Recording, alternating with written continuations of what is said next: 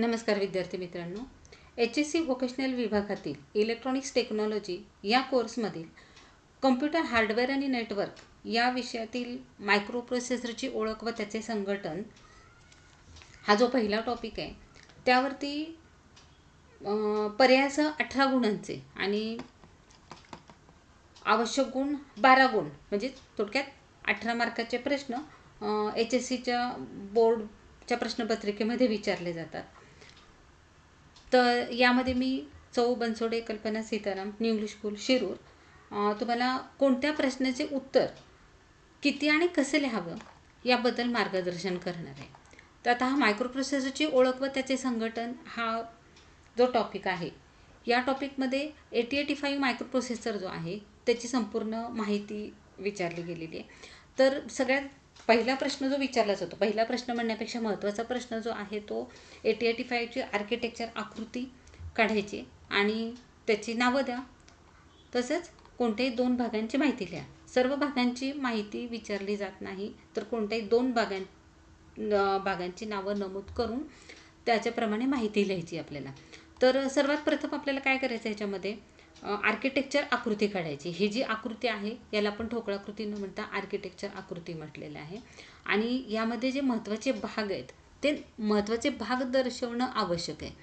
तर महत्त्वाचे भाग ह्यातले जे आहेत ते लक्षात ठेवण्यासारखे किंवा लक्षात कसे ठेवायचे हे थोडक्यात बघू आपण. ह्याच्यातले महत्त्वाचे जे भाग आहेत त्यातला पहिला आहे तो ALU आहे, दुसरा भाग आहे तो इन्स्ट्रक्शन डिकोडर, तिसरा भाग आहे तो रजिस्टर विभाग, हा चौथा भाग आहे तो timing and control, interrupt control, serial IO control. ठीक आहे. तर ही इंटरनल डेटा बस आहे 8 बिटची आणि ह्या बसला हे सर्व भाग जोडायचेत. आता हे कसे जोडलेत ह्याचे बाण थोडक्यात लक्षात ठेवायचे. ही जी इंटरनल डाटा बस आहे हा ॲक्युम्युलेटर त्याला जोडला आहे. बाय डायरेक्शनल बाण दाखवलेला आहे. बाय डायरेक्शनल म्हणजे दोन्ही बाजूनी बाण आहे तो दर्शवलेला आहे इथं. हा टेम्पररी रजिस्टर आणि ॲक्युम्युलेटर जो आहे त्या ॲक्युम्युलेटरचे दोन्ही आउटपुट किंवा जो काही डेटा आहे तो ALUला जोडलेला दाखवला आहे. ALUला फ्लॅग फ्लिप फ्लॉप आहेत. ALUमध्ये जे उत्तर आहे त्याची स्थिती दर्शवण्यासाठी हे फ्लॅग फ्लिप फ्लॉप्स आहेत. इन्स्ट्रक्शन रजिस्टर आणि इन्स्ट्रक्शन डिकोडर आहे, जे आपण सूचना देतो त्या सूचनेचं डिकोडिंग या ठिकाणी केलं जातं. त्यानंतर ज्याला आपण 8085ची मेमरी म्हणू तो हा रजिस्टर भाग आहे. त्याच्यामध्ये WZ हे टेम्पररी रजिस्टर, BCDE HL हे जे 6 रजिस्टर्स आहेत हा प्रत्येक रजिस्टर 8 बिटचे आहेत आणि हे रजिस्टर आपण एक्सटेंडेड रजिस्टर म्हणून सुद्धा वापरू शकतो. 16 बिटचे DE रजिस्टर, HL रजिस्टर हे एक्सटेंडेड रजिस्टर म्हणून वापरू शकतो आपण. हा स्टॅक पॉइंटर आहे, प्रोग्राम काउंटर, इन्क्रीमेंटर डिक्रीमेंटर आणि ह्या खाली ॲड्रेस बफर आणि ॲड्रेस डेटा बफर. तर ह्या अशा पद्धतीच्या ही ठोकळाकृती आहे. त्यानंतर हा टायमिंग अँड कंट्रोल विभाग, ह्यातला महत्त्वाचा भाग कोणता असेल तर क्लॉक आहे, clock generator, clock output, read write ALE S1 S0 IOM बार होल्ड HLDA. जेवढे लक्षात राहतील तेवढे लिहू शकता तुम्ही नावं. एकदा, दोनदा, तीनदा, चारदा प्रॅक्टिस करत राहा, लक्षात राहते. ही जर डायग्राम तुम्ही पूर्ण पाठ केली तर बाकीच्याही प्रश्नांची उत्तरं लिहायला तुम्हाला सोपं जाणार आहे. त्यामुळं पेपर 3 मधला सगळ्यात पहिला अभ्यास करण्याचा भाग कोणता असेल तर ही आर्किटेक्चर आकृती करणं गरजेचं आहे. त्यानंतर इंटरप्ट कंट्रोल, हे जे 6 इंटरप्ट कंट्रोल्स आहेत ते लक्षात ठेवायचे आहेत. तर त्यामधला जो आहे तो इंटरप्ट ॲक्नॉलेज एक आहे आणि 5 इंटरप्ट आहेत. मग इंटरप्ट RST 7.5, 6.5, 5.5 आणि ट्रॅप हे वेगवेगळे इंटरप्ट आहेत. सिरियल IO कंट्रोल, याच्यामध्ये serial in, serial out data. In data म्हटलं की बाण खालच्या दिशेने, SOD म्हटलं की बाण बाहेरच्या दिशेने. तर अशा पद्धतीने हे ब्लॉक कशानंतर काय आहे किंवा कुठला कसा जोडायचा हे बघायचं आहे. ALUला इनपुट हे ॲक्युम्युलेटर आणि टेम्पररी रजिस्टरपासून आहे. हा रजिस्टर विभाग आहे तो बसला जोडलेला आहे, म्हणजे रजिस्टर मधून हा डेटा आहे तो तुमचा बसमार्फत हा ॲक्युम्युलेटरला जातो, टेम्पररी रजिस्टरला जातो, तिथून ALUला जातो. उत्तर आहे ते ॲक्युम्युलेटरमध्ये साठवलं जातं. यांना नियंत्रण करणारा भाग हा टायमिंग अँड कंट्रोल आहे. तसंच प्रोग्राममध्ये मध्येच काही बदल करायचे असतील तर त्यासाठी हा इंटरप्ट कंट्रोल आहे. तर अशा पद्धतीचे ठळक ज्या गोष्टी आहेत, इन्स्ट्रक्शन रजिस्टर, इन्स्ट्रक्शन डिकोडर, हे ठळक एक 4-5 भाग लक्षात ठेवले की तुम्हाला ही आर्किटेक्चर आकृती सहज जमणार आहे. 4 मार्कांना ही आकृती विचारली जाते. थोड्याशा प्रॅक्टिसनंतर आपल्याला ही सहज जमते, लक्षात राहते, लक्षात ठेवणं आवश्यक आहे. आता कोणत्याही 2 भागांची नावं विचारली जातात, पण आता इथं मी काय केलेलं आहे, हे जे सर्व महत्त्वाचे भाग आहेत की तो पहिला ॲरिथमॅटिक अँड लॉजिक युनिट, ALU ज्याला म्हणतो आपण, तर ॲरिथमॅटिक अँड लॉजिक युनिट, रजिस्टर भाग, इंटरप्ट आणि नियंत्रक भाग आणि सिरियल IO कंट्रोल, हे 4 महत्त्वाचे भाग आहेत. आणि त्या भागांची माहिती आपण ह्या पुढच्या भागामध्ये बघणार आहे. तर ह्यातले सर्व भागांचा अभ्यास करायचा आहे. जे तुम्हाला सोपं वाटतील त्या कोणत्याही 2 भागांची नावं किंवा विचारले गेले असेल त्यांचं कार्य आपल्याला लिहायचं आहे याच्यामध्ये. तर ह्या भागात ALU पहिला जो आहे, तर ALU म्हणजे ह्यात ॲक्युमुलेटर, तात्पुरते रजिस्टर, स्टेटस किंवा फ्लॅग रजिस्टर हे समाविष्ट आहेत. ALU ॲरिथमॅटिक अँड लॉजिक युनिट म्हणतात त्याला. हा गणिती क्रिया, बेरीज, वजाबाकी, इन्क्रीमेंट, डिक्रीमेंट, तसंच लॉजिक क्रिया ऑर, अँड, एक्सॉर, नॉट ह्या क्रिया, याशिवाय शिफ्ट, रोटेट, कंपेअर म्हणजे तुलना करण्याचे कार्य, फिरवणे म्हणजे रोटेट, हे कार्य करतो. ALUला इनपुट हा ॲक्युमुलेटर किंवा तात्पुरत्या रजिस्टरपासून मिळतो आणि उत्तर ॲक्युमुलेटरमध्ये साठवतात. म्हणजे ॲक्युमुलेटरचे कार्य लिहा असा जर सेपरेट प्रश्न विचारला जातो 3 मार्काला हा प्रश्न, तर हा ALU काय आहे आणि त्याचं कार्य काय हे थोडक्यात लिहायचं आहे. मग त्या ALUच्या अंतर्गत तुम्ही हे बाकीचे कार्य लिहू शकता. ॲक्युमुलेटर हा 8 अंकीय साधारण रजिस्टर असून तो 8 अंकीय माहिती साठवतो. तसेच यात गणित व लॉजिक क्रिया घडतात. कार्याचे उत्तर ॲक्युमुलेटरमध्ये साठवतात. धारक हा योग्य सूचना देऊन या रजिस्टरचे वाचन करू शकतो. प्रोग्रामिंग करताना जर पाहिलं असेल तो मायक्रोप्रोसेसरमध्ये, तर हे ॲक्युमुलेटरचे कंटेंट आपल्याला सूचना देऊन पाहता येतात. त्यानंतर त्याचा पुढचा भाग जो आहे तो तात्पुरते रजिस्टर, हा ऑपरंड रजिस्टर असून लॉजिक किंवा गणिती क्रिया होताना तर दुसरा अंक तात्पुरता धरून ठेवतो. म्हणजे जसं पहिला अंक ॲक्युमुलेटरमध्ये ठेवला आहे आपल्याला, तर बेरीज करायची असेल तर दुसरा अंक आपल्याला दुसऱ्या ठिकाणी ठेवावा लागतो. तर तो दुसरा अंक ह्या तात्पुरत्या रजिस्टरमध्ये ठेवतात आणि मग त्या रजिस्टर ॲड म्हणून आपण तो दुसरा अंक आहे तो ॲक्युमुलेटरमध्ये त्याची बेरीज करू शकतो. त्यानंतर दुसरा जो पुढचा भाग आहे तो स्टेटस किंवा फ्लॅग रजिस्टर, हा सुद्धा 8 बिटचा रजिस्टर आहे आणि त्या 8 बिटपैकी 5 फ्लॅग्स वापरले जातात. तर ते 5 फ्लॅग्स आहेत. S म्हणजे sign flag, 0 flag, auxiliary carry flag, त्याच्यानंतर पॅरिटी फ्लॅग आणि हा कॅरी फ्लॅग, हे असे 5 वेगवेगळे फ्लॅग्स आहेत. प्रत्येक फ्लॅगचा आउटपुट जो आहे किंवा प्रत्येक फ्लॅगची पोझिशन ही खालीलप्रमाणे. कॅरी फ्लॅग CY म्हणजे कॅरी फ्लॅग, ALUद्वारे कार्य होताना जर D7 बीटपासून पुढच्या बीटला हादसा निर्माण झाला तर कॅरी फ्लॅग सेट होतो. म्हणजे उत्तर थोडक्यात काय की कॅरी जर निर्माण झाला बेरीज करत असताना तर तो कॅरी फ्लॅग सेट होतो, अन्यथा तो रिसेट राहतो. ऑक्झिलरी कॅरी फ्लॅग हा इथं एका निबलपासून दुसऱ्या निबलला, खालच्या निबलपासून वरच्या निबलमध्ये जर कॅरी फॉरवर्ड होत असेल तर तो फ्लॅग सेट होतो ऑक्झिलरी कॅरी, अन्यथा तो रिसेट राहतो. त्यानंतर 0 फ्लॅग, नावावरूनच आपल्या लक्षात येईल की 0 फ्लॅग म्हणजे उत्तर जर 0 असेल तर, म्हणजे ALUद्वारा कार्य होताना जर 8 अंकीय उत्तर 0 असेल तर 0 फ्लॅग सेट होतो, अन्यथा तो रिसेट राहतो. साईन फ्लॅग, फ्लॅग रजिस्टरचा D7 हा बीट साईन फ्लॅगचा असतो. तर बहुमान, आता हे लिहायची तशी गरज नाही आहे, पण लक्षात राहिलं तर लिहू शकता. पण साईन फ्लॅग काय करतो, जर बहुमान अंक 0 असेल तर साईन फ्लॅग सेट होतो, अन्यथा रिसेट राहतो. पॅरिटी फ्लॅग, जर उत्तरात 1 अंकाची संख्या सम असेल तर पॅरिटी फ्लॅग सेट होतो, 1 अंकाची संख्या विषम असेल तर पॅरिटी फ्लॅग रिसेट राहतो. कॅरी फ्लॅग, आता हे आपण काय बघतो ह्याच्यामध्ये की ठोकळाकृतीमध्ये जे भाग आहेत वेगवेगळे त्यांची माहिती, पण सेपरेट नुसत्या फ्लॅगवरती पण प्रश्न विचारला जातो की फ्लॅग म्हणजे काय किंवा किती फ्लॅग असतात. गाळलेल्या जागामध्ये विचारले जातात की 8085 मध्ये टिंब फ्लॅग असतात, मग तिथे ऑप्शन्स असतात 3 फ्लॅग, 4 फ्लॅग, 5 काय असेल ते, मग ते 5 फ्लॅग हे आपलं उत्तर असणार आहे. मग पॅरिटी फ्लॅग कशासाठी आहे, झिरो फ्लॅग कधी सेट होतो, साईन फ्लॅग, एक वाक्याच्या प्रश्नांमध्ये सुद्धा ह्या फ्लॅगवरती प्रश्न विचारला जातो. त्यानंतर दुसरा भाग जो आहे रजिस्टर भाग. रजिस्टर भाग कशासाठी आहे, तर तात्पुरत्या स्वरूपात माहिती साठवण्यासाठी किंवा माहितीचे वाचन करण्यासाठी मायक्रो प्रोसेसरमध्ये रजिस्टरची गरज असते. आता ह्या रजिस्टर भागामध्ये तात्पुरते रजिस्टर आणि साधारण कार्य करणारे रजिस्टर, विशिष्ट कार्य करणारे रजिस्टर असतात. आता तात्पुरते रजिस्टर म्हणजे कोणते आहेत, की जसं तुम्हाला मगाशी सांगितलं आकृतीमध्ये की तात्पुरते रजिस्टर म्हणजे W व Z रजिस्टर आहेत. याचे वाचन प्रोग्रामद्वारा होत नाही,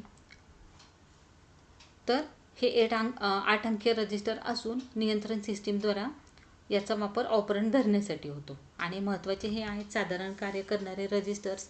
ॲक्युम्युलेटरच्या व्यतिरिक्त 8085मध्ये जे दुसरे 6 रजिस्टर्स आहेत B, C, D, E, H व L, हे सर्व रजिस्टर 8 बिटचे आहेत. हे रजिस्टर जोडीमध्ये सुद्धा वापरू शकतो आपण. BCD, HL ह्याला रजिस्टर जोडी म्हणतात, तर जोडीमध्ये सुद्धा वापरू शकतात. त्यातला HL रजिस्टर जो आहे तो मेमरी पॉइंटर म्हणून कार्य करतो. तो ठराविक मेमरी लोकेशनचा ॲड्रेस हाताळतो.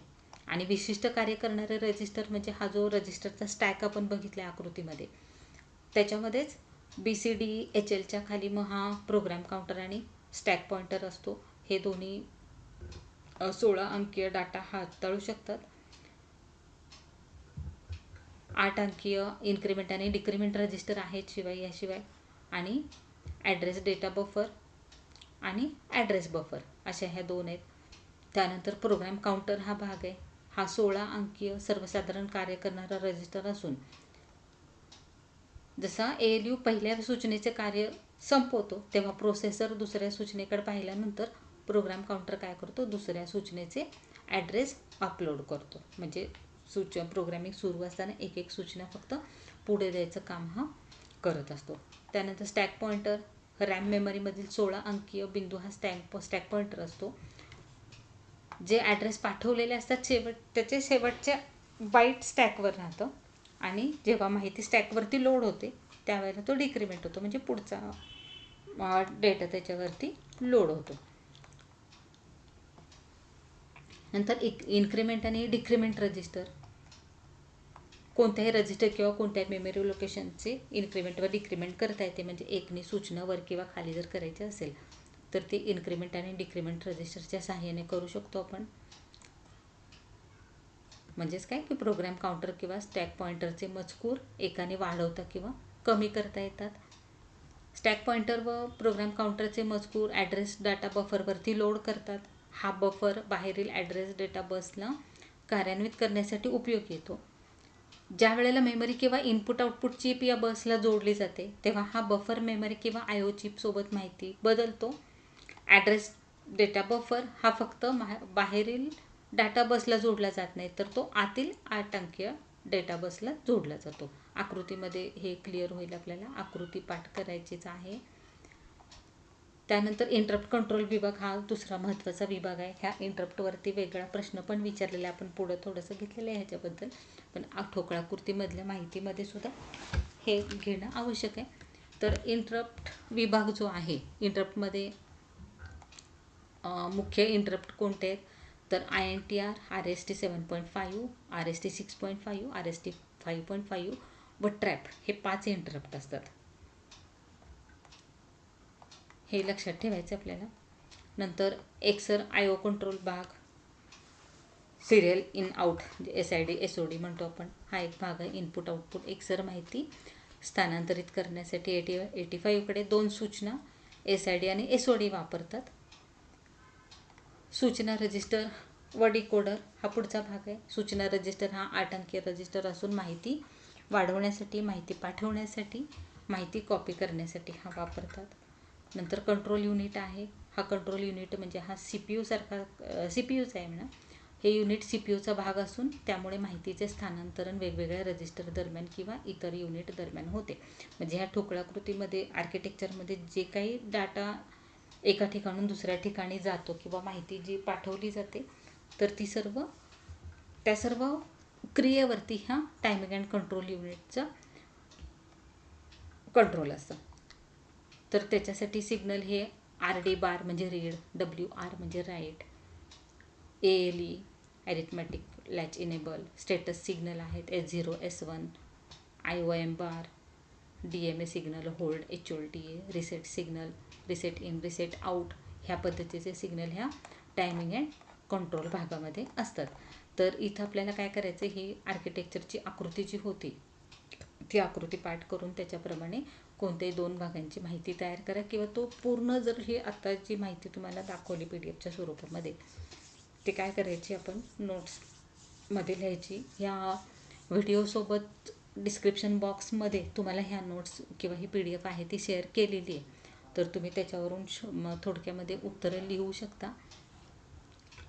त्यानंतर दुसरा प्रश्न जो ह्या 8085 संदर्भात विचारला जातो तो IC 8085ची पिन डायग्राम काढा. तर आपल्याला माहिती आहे 8085 जो आहे IC तो 40 पिनचा IC असतो. तेव्हा आपलं पहिलं काम राहतं की IC काढायचा, 8085 नाव द्यायचं त्याला, इथे नॉच दाखवायचा आणि ही पिन नंबर 1 पासून इथं 20 पर्यंत एका बाजूला आणि नंतर 21 पासून 40 अशा 40 पिनचा IC हा काढायचा आहे. पिन डायग्राम लक्षात ठेवण्यासाठी सोपा उपाय सांगते तुम्हाला थोडक्यात, की 20 नंबरची पिन आणि 40 नंबरची म्हणजे उजव्या वरच्या कोपऱ्यात VCC आहे आणि डाव्या कोपऱ्यात खाली ग्राउंड आहे VSS. ह्या 2 पिनची नावं पहिल्यांदा द्यायची. ठीक आहे. नंतर AD0 ते AD7 म्हणजे ग्राउंडपासून वरती सुरुवात करायची. 76543210 ही ॲड्रेस बस आहे इथं AD0 ते AD7 म्हणजे ही 8 पिन्स इथं झाल्या. ग्राउंडच्या वरती 8 पिन ह्या ॲड्रेस बसच्या आहेत. AD7 टू AD0 म्हणजे उलटा क्रम आहे. वरून पाहिलं 12 पासून तर खालून नावं देऊ शकता किंवा वरून द्या. 8 पिन ओळीनं आहेत इथं AD0 ते AD7. त्याच्यानंतर उजव्या कोपऱ्यात खालच्या बाजूला इथे A8 ते A15 खालून वरती पिन्स आहेत. ह्या A8 A9 म्हणजे 21 ते 28 पर्यंत ह्या 8 पिन ॲड्रेस बसच्या आहेत. A8 ते A15 लक्षात येईल. इथं AD0 ते AD7 आणि इथं A8 टू A15 हे आहेत. त्यानंतर AD0 ते AD7च्या वरती जर गेलात तुम्ही तर हे ओळीनं सर्व इंटरप्टचे सिग्नल पिन्स आहेत. ह्या INTA, INTR 5.5, 6.5, 7.5 आणि ट्रॅप हे सर्व इंटरप्टच्या पिन आहेत, ओळीनं आहेत. नंतर SID SOD म्हणजे किती झाल्या पहा, ह्या 8 पिन झाल्या, हा 8 पिन झाल्या 16, VSS आणि VCC 16 आणि 2 18 झाल्या. 18 आणि ह्या इंटरप्टच्या 1 2 3 4 5 6 इंटरप्टच्या 6 पिन. ठीक आहे. म्हणजे किती झालं 2 आणि 16 2 18 आणि 5 23 पिन इथेच झाल्या तुमच्या. SID SOD ह्या 25, X1 X2 होल्ड HLDA आणि उरलेले आहे एवढ्या reset in, clock out, hold HLDA ह्या पाठोपाठ आहेत. VCCच्या खाली IOM बार S1 इथं आहे. फक्त S1 S0 लांब लांब आहेत. ओके. S1 आणि S0च्या मध्ये हे रीड राईट आणि ALE ह्या 3 पिन आहेत. हा फक्त भाग ह्या 4-5 पिन आहेत त्या व्यवस्थित लक्षात ठेवा. बाकीच्या ह्या address bus, address data bus, X1 X2 VSS ground आणि इंटरप्ट एवढे लक्षात ठेवून उरलेल्या पिन्स ह्या काय करायच्या प्रॅक्टिसने आपल्या लक्षात राहतात. तर 4 मार्काला ही पिन डायग्राम विचारली जाते. मुलांना हे ऑप्शनला सोडण्यासारखा नाही आहे प्रश्न, खूप सोपा आहे. ह्याच्यामध्ये तुम्हाला आकृती स्पष्टीकरण काही नाही, फक्त पिनची नावं लक्षात ठेवायचीत आपल्याला. ह्या पिनचं कार्य खाली दिलेलं आहे. A8 ते A15 ह्या ॲड्रेस बसच्या पिन्स आहेत. AD0 ते AD7 म्हणजे ह्या ॲड्रेस डेटा बसच्या पिन आहेत. कंट्रोल आणि स्टेटस सिग्नल म्हणजे हे ALE RD WR बार हे आहेत. ॲड्रेस लॅच इनेबल नवीन कार्याची सुरुवात होताना धनपल्स तयार होते. जेव्हाही पल्स हाय असते तेव्हा 8 अंकीय ॲड्रेस जो आहे तो बाहेरील साधनामध्ये लॅच करण्यासाठी समर्थन होतो. रीड म्हणजे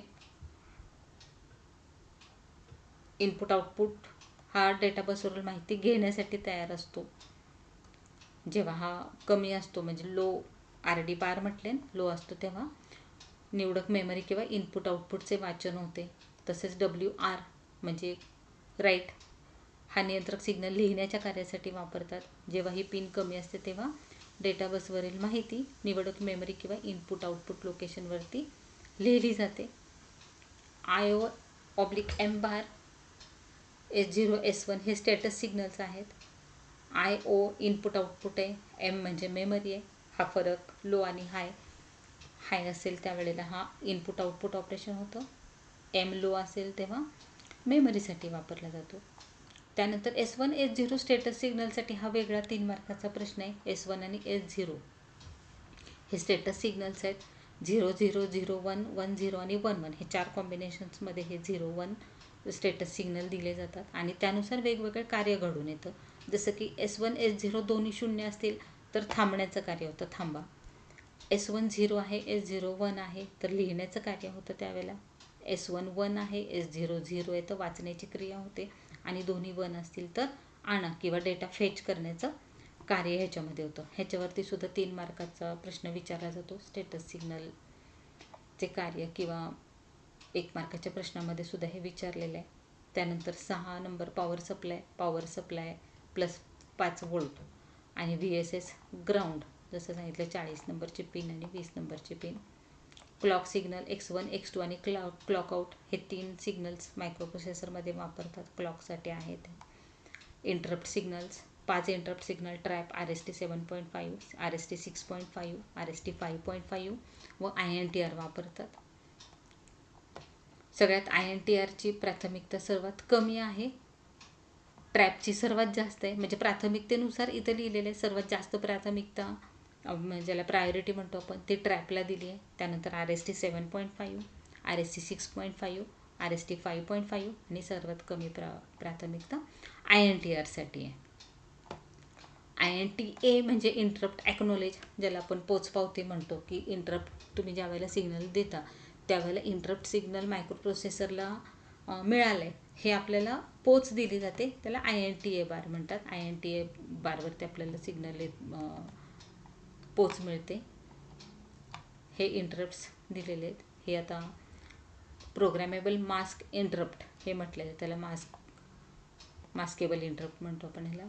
ट्रॅपची सर्वात जास्त आणि INTRची कमी सांगितलं तुम्हाला आत्ताच. हे रिसेट इन म्हणजे मायक्रोप्रोसेसरला रिसेट करण्यासाठी या सिग्नलचा वापर करतात.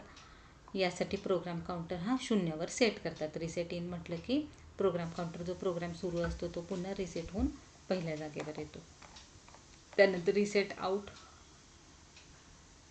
मायक्रोप्रोसेसरला रिसेट असताना त्याला सर्व साधनाला रिसेट करण्यासाठी या सिग्नलचा वापर होतो. रेडी, डाटा पाठवण्यासाठी साधन तयार आहे. रेडी सिग्नल कमी असेल तर तो जास्त होईपर्यंत मायक्रोप्रोसेसरला थांबावे लागते. म्हणजे थोडक्यात मायक्रोप्रोसेसरचं कार्य सुरू करायचं आपल्याला. होल्ड हा सिग्नल असे दर्शवतो की दुसरा मास्टर हा ॲड्रेस डेटा बसच्या वापरासंबंधी विनंती करतो. HLDA हे सांगितलं तुम्हाला. Hold acknowledge. एक्सर इनपुट आउटपुट सिग्नल, एक्सर आउटपुटसाठी हा SOD आहे. सिम सूचनेची अंमलबजावणी करताना ॲक्युम्युलेटरमधील 7वं बीट SOD लाईनवरती जातो. SID एक्सर इनपुटसाठी ही डाटा लाईन आहे. RAM सूचनेसाठी अंमलबजावणी करताना SID वरील डाटा ॲक्युम्युलेटर 7व्या बीटमध्ये लोड होतो. तर अशा पद्धतीची हे पिनची माहिती आहे. पण आपल्याला फक्त काय करायचे, पिन डायग्रामची तयारी करायची, प्रॅक्टिस करायची. त्यानंतर पुढचा प्रश्न जो आहे तो मायक्रोप्रोसेसरच्या उत्क्रांतीचे टप्पे लिहायचे. त्याच्यामध्ये उत्क्रांतीच्या टप्प्यामध्ये मायक्रोप्रोसेसरला सुरुवात कधी झाली आणि त्याच्यामध्ये सुधारणा कशी कशी होत गेली ते ह्याच्यामध्ये नमूद केलेलं आहे. तर पहिला उत्पादित जो मायक्रोप्रोसेसर आहे तो 1971-72 सुरू झाला किंवा तयार केला. यामध्ये सूचनेचे प्रोसेसिंग एक्सर प्रमाणात होते. सुरुवातीला तो सूचना मेमरीमधून घेतो आणि नंतर त्याचे डिकोडिंग करून अंमलबजावणी करतो. म्हणजे एका वेळेला एकाच सूचनेवरती कार्य होतं.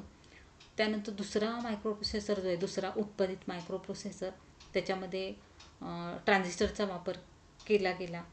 16 अंकीय आहे हा मायक्रोप्रोसेसर MC68000.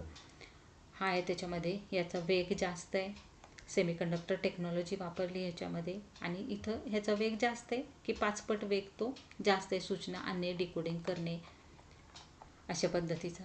त्यानंतर तिसरा उत्पादित मायक्रोप्रोसेसर जो आहे याची सुरुवात 1978मध्ये झाली. यात 8086 व झिलॉगचा Z8000 ह्या 16 अंकीय मायक्रोप्रोसेसर सुरुवात झाली. त्याच्यामध्ये जवळजवळ 25,000 ट्रान्झिस्टरचा वापर करण्यात आला. चौथा उत्पादित मायक्रोप्रोसेसर जो आहे त्याच्यामध्ये लाखो ट्रान्झिस्टर्स वापरले. ह्याच्यामध्ये इंटेल 80960, मोटोरोलाचे 88100 हे एका क्लॉक पल्समध्ये एकापेक्षा जास्त सूचना कार्यान्वित करतो. म्हणजे प्रत्येक उत्पादनामध्ये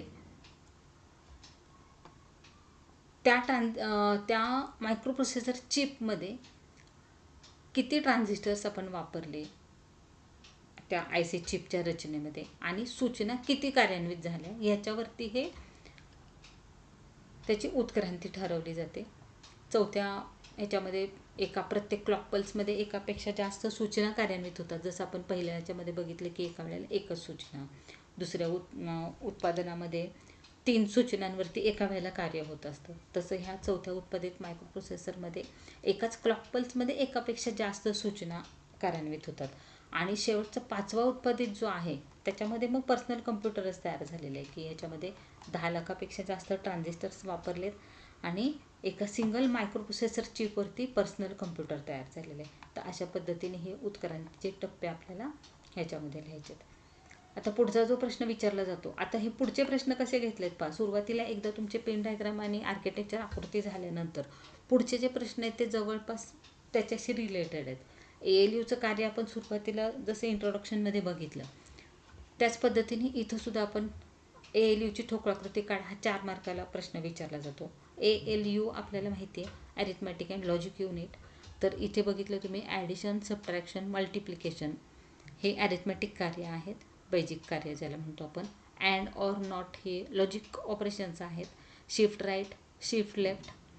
तर ह्या ALUच्या ठोकळाकृतीमध्ये हे एवढे घटक समाविष्ट आहेत. हे ॲरोज लक्षात ठेवा तुम्ही, इन आउट किती आहेत. ही 8 बिटची मल्टिप्लेक्सर बस आहे. ही अशा पद्धतीची ही ALUची ठोकळाकृती आहे. ठीक आहे, फक्त ठोकळाकृती विचारतात 4 मार्काला. आपल्याला ह्या काही गोष्टी लक्षात ठेवायचे, मक्स डिमक्स त्याच्यामध्ये आहे. आणि ह्या लॉजिक आणि बेजिक क्रिया. त्यानंतर याची चर्चा केली आपण. S1 S0 या स्टेटस सिग्नलच्या विविध इनपुटसाठीचे कार्य लिहा.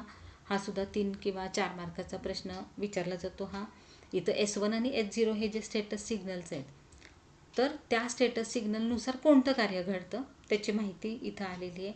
00 01 10 11. क्रम लक्षात ठेवा. हा थांबा, लिहा, वाचा, आणा.